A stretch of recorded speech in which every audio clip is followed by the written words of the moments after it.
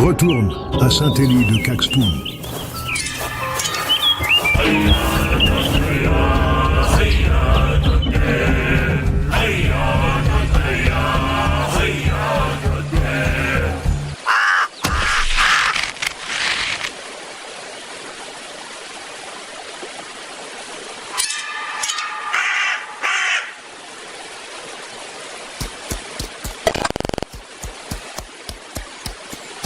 Aux abords de la rivière Saint-Maurice aux Trois-Rivières dans le Grand Canada, les forges du Saint-Maurice, se cache une légende terrifiante. Celle de la fontaine du diable. Il y a des siècles, une jeune fille, amoureuse d'un garçon du village, fit un pacte avec le diable dans l'espoir de conquérir son cœur. Une nuit d'orage, désespérée, elle appela le diable, lui demandant de faire tomber l'homme qu'elle aime sous son charme.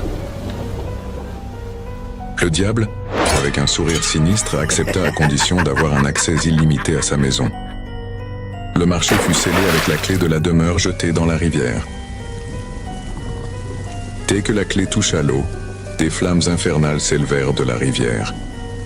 Une main démoniaque, enveloppée d'ombre, s'empara de la clé et l'en retira pour la déposer sur le rivage, laissant derrière elle une flaque maudite.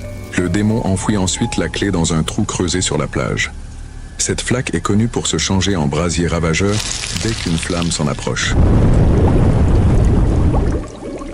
Le maître de forge, ignorant le pacte, découvrit bientôt la flaque d'eau à côté de sa maison. Il s'approcha, sa torche en main, sans se douter que la flaque cachait une malédiction.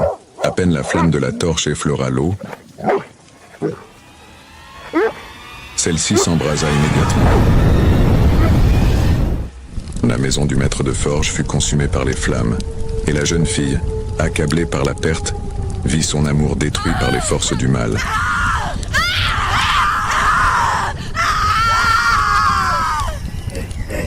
La fontaine du diable reste un endroit maudit, une flaque d'eau éternelle où les flammes surgissent à l'approche de toute source de feu.